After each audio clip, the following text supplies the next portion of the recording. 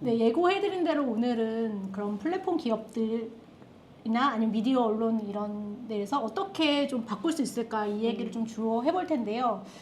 저희가 지난번에 텔레그램 이야기로 시작을 했으니까 이번에도 그런 빅테크 기업들이 어떤 자율규제 체제를 가지고 있고 그런 것들이 어떤 변화들을 겪고 있는지 그런 것들이 시민들이 좀 충분히 뭐랄까 평가할 만한 부분들이 좀 있을까 이런 것도 좀 궁금해요. 그래서 그런 부분들 좀 장혁영 이사님께서 먼저 얘기해 주시면 좋을 것 같아요. 일단 네. 자율규제에 대한 오해가 있는데요. 저희가 네, 먼저 얘기해주세요. 전에 보셨던 네. 저희 에피소드들을 보셨던 분들이라면 격분하신 분이요. 아, 그때 뭐라고 하셨지? 표현을 잘 웃기지 말라 그래. 자율규제 웃기지 말라 그래 진짜. 네. 안 되잖아. 안 됐다고. 안 됐잖아. 자율규제는 사실 이제 기업들이 굉장히 좋아하는 말인데 네. 기업들이 착각을 하고 있다는 말씀을 드리고 싶었어요. 착각을 하고 네, 있다고. 어떤 거냐면 네. 자율규제만이라고 생각을 하는 거죠. 아. 네, 일체의 다른 법적이고 제도적인 규제 없이 자율규제만으로 네.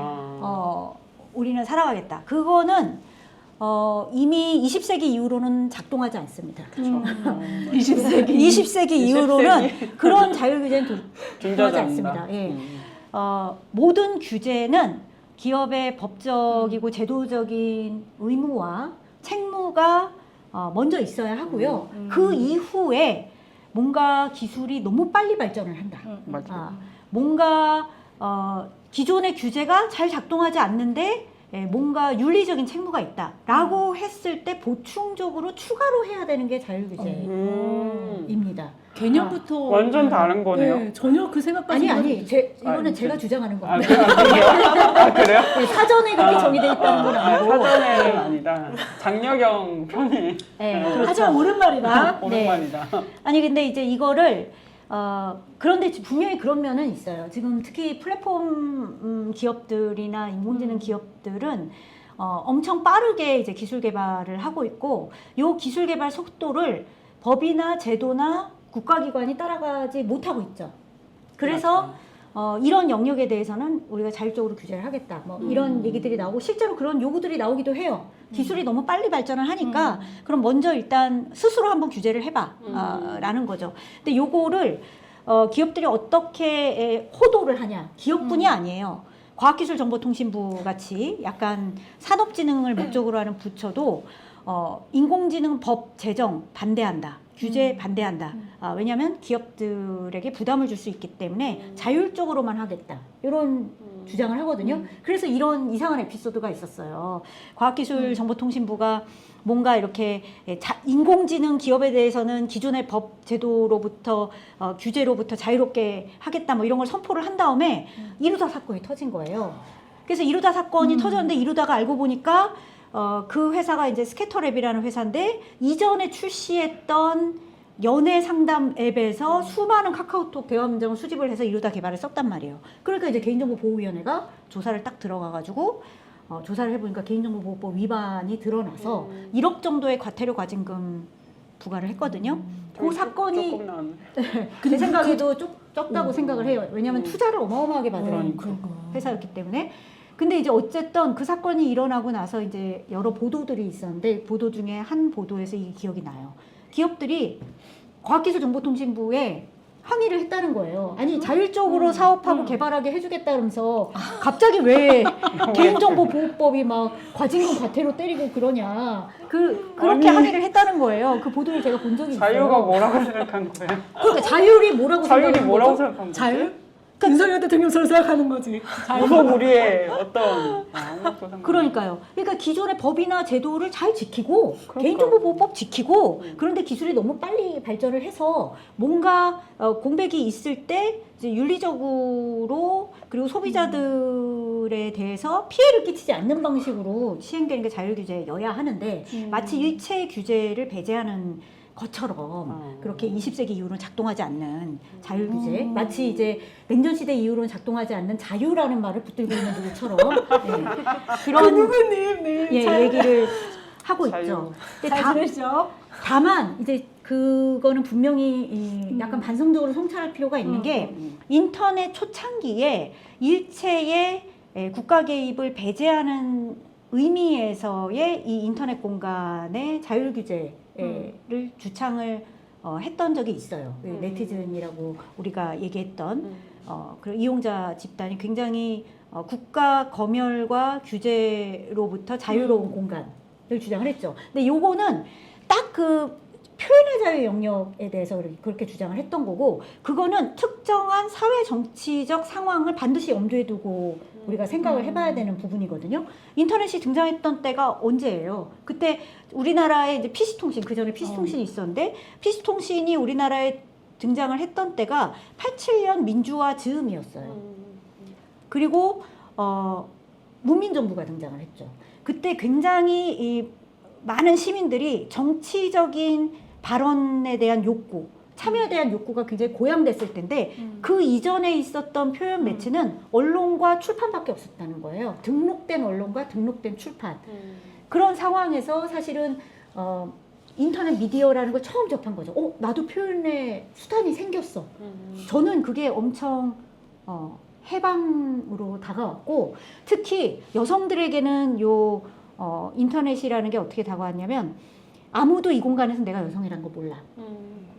나의 어떤 여성으로서의 딱 사회적인 단서, 이게 없는 완전히 수평적인 의사소통, 시민 대 시민의 소통이 가능할 거라는 기대를 가지고 그때 이제 사이버 페미니즘 주장을 했었죠. 나는 이 기계를 마치 사이보그처럼 내 몸에 마치 이제 장착을 하듯이 나는 더 이상 여성이냐 남성이냐 이분법적인 성별로 낙인 찍히는 게 아니고 완전히 그 자유로운 한 시민으로서 이 세계에 내가 개입을 하겠다라는 주장이 이제 일부 사이버 페미니즘이라는 이름으로 들어오기도 했었거든요. 근데 이제 문제는 지금의 정치 사회적 상황이 좀 달라졌다는 거죠. 지금의 사회는 어떠냐? 그 정치 공간을 지켜내기 위해서 우리가 그 인터넷 컨텐츠 중개자, 인터넷 미디어리라고 부르는데, 요 인터넷 컨텐츠 중개자들에게 우리의 표현의 자유를 당신이 말하자면 유통하는 채널로서 국가의 검열에 저항을 해줄 것을 요구를 했던 거죠. 그게 이제 자유규제라고 얘기를 하는 거고, 국가규제가 여기서 작동하지 않게 약간의 이제 방벽 같은 걸 만들고 싶었던 거죠. 이게 컨텐츠 빅테크 자체를 위한 그들의 자유가 아니에요. 시민들의 표현의 자유를 지킨 거였던 거죠. 그런데 만약에 이 시민들이 이 공간에서, 지금은 어떤 공간이냐, 디지털 대전환기잖아요. 디지털 대전환기는 두 가지 특징이 있는데, 하나는 이 컨텐츠만 중개하고 요 컨텐츠만 유통하는 채널로서의 역할이 아니고, 요 빅테크 기업들은 이 디지털 세계 그 자체를 형성해요. 이 빅테크가 형성하는 이 디지털 세계가 우리가 살아가는 세계가 됐어요. 그리고 두 번째는 이 세계가 그럼 어떤 모습이어야 되냐. 이 세계에서는 그러면 아동이 성착취의 대상이 되는데 무력한 세계, 여성이 굉장히 혐오와 그 조롱의 대상이 되는데 아무 이 조치도 취하지 않는 세계이냐, 이 디지털 사회가. 그렇지 않다는 거죠. 그러면 이 디지털 사회는 뭔가 개입이 필요한 거고, 그러면 그 개입은 더 이상 뭐 국가의 개입이 적용되지 않는 그 기업들만의 룰이 작동하는 그런 세계가 아니라 어떤 성착취물에 대해서 이거는 사이버 범죄다. 그럼 국가 수사기관이 개입할 수 있어야 되고, 그러면은 요 기업들은 거기에 대해서 협조도 할 수 있어야 되고, 이제 그런 디지털 대전환기의 시대의 기업의 책무는 자율규제라는 말로는 회피할 수 없다. 그런 말씀을 저는 드리고 싶습니다. 근데 이제 물론 여전히 저는 이 말씀도 꼭 드려야 될 것 같은데, 표현의 자유는 여전히 중요하다고 생각해요. 특히 국가나 정부의 비판적인 표현물에 대해서는 여전히 두터운 보호가 필요하다. 제가 아직도 기억을 하는 게, 이명박 정부 때 미네르바라는 사람이 다음 아고라에 올린 글 때문에 구속이 됐단 말이에요. 그렇죠. 그래서 이제 그 사람, 사건이었죠. 그쵸. 그 사람이 이제 구속되고 형사처벌의 위기에 처하게 한 전기통신 기본법 조항이 있었어요. 그래서 이제 그게 허위의 통신이라는 조항이었는데, 그거가 이제 위헌 결정이 났단 말이에요. 그런데 그 위헌 결정이 나서 이제는 국가가 바라보기에 허위라는 내용을 인터넷에서 봤다는 이유로 누굴 구속할 수는 없겠구나 이런 생각을 했는데 바로 그 다음에 무슨 일이 벌어졌냐. 이를테면 동일본 지진이 났단 말이에요. 동일본 지진에 이제 한국 시민들도 동요하기 시작을 했죠. 그러면서 그런 얘기들이 이제 인터넷에 올라왔어요. 방사능 물질이 한국으로도 넘어올 수 있다. 세슘 같은 거. 뭐 이런 얘기들이 있으니까 기상청이 발표를 해요.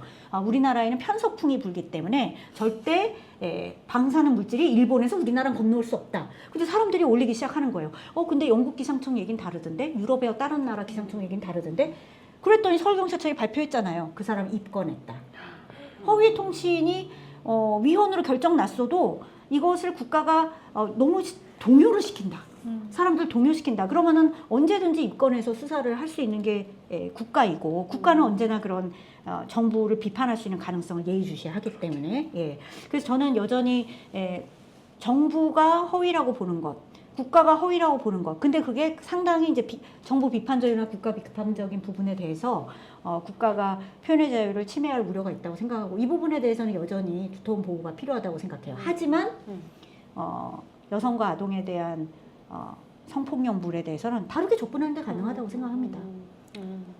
저도 비슷한 생각하게 되는데요. 최근에 그런 진보넷하고 같이 좀 대응하고 있는 게 대통령 양심 고백이라는 대통령 양심 고백. 네, 양심 고백이라는 그런 46초짜리 그 영상이 유튜브에 올라왔었어요. 근데 그거를 윤석열 대통령이 본인에 대한 명예훼손이라고 해서 그 삭제를 방통심의에 요청을 했고, 그리고 이제 서울경찰청이 그거를 이제 다 수사를 해서 그러니까 처음 만든 제작자와 유통시킨 사람들을 최근에 그 경찰에서 검찰에 송치했거든요. 근데 이런 거에 있어서는 분명히 좀 대응이 필요하고 그런 부분에서는 여전히 표현의 자유가 중요한 영역이다. 이런 얘기를 좀 해볼 수 있을 것 같습니다. 네, 제가 궁금한 거는 그럼 자율규제, 기업이 자율규제를 해서 긍정적인 사례, 좋은 사례 이런 것도 있나? 이런 좀 궁금함이 좀 있거든요. 좀 활동하시는 되게 웃죠? 네, 그냥 긍정적인 걸 계속 찾아내고 싶어 하시는 강력한 의지.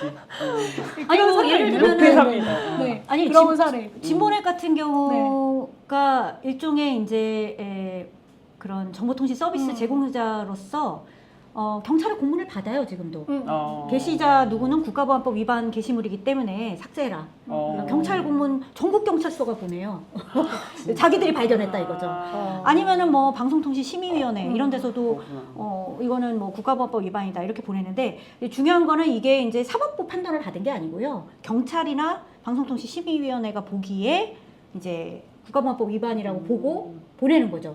그러면 이제 자율규제로서 저희는 그걸 스스로 판단을 하고 삭제를 안 하고 버티기도 하는데 그러면 이제 정보통신망법에 보면 국가보안법은 특별히 그렇게 삭제를 하지 않고 사업자가 버티는 경우엔 방송통신위원회 위원장이 행정명령을 내리게 돼 있습니다. 그리고 행정명령을 따르지 않으면 형사처벌을 받아요. 그러면은 이제 저희가 좀 버티면 좀 이따가 이제 방송통신위원회에서 행정명령이 내려오죠. 그러면 이제 그때는 하는 수 없이 삭제를 하고 있습니다.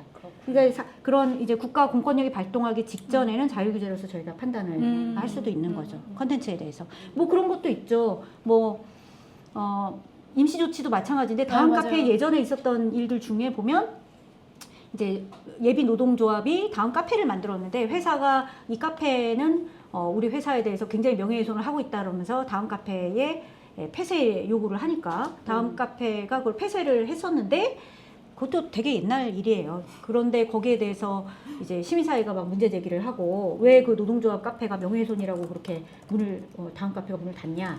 그래서 문제 제기를 하니까 그걸 다시 이제 복구를 시켜준 사례가 있죠. 그렇게 사실은 자율규제가 작동을 할 수도 있어요. 자율규제가 저는 작동할 수 있는 영역이 분명히 있다고 생각하고 표현물에 대해서는 그런 게 있다고 생각을 하는데 여전히 이제 법 제도적인 그리고 동료 시민의 인권에 대한 침해 부분에 대한 보호 제도에 추가적으로 이루어져야 되는 것이라고 생각을 합니다.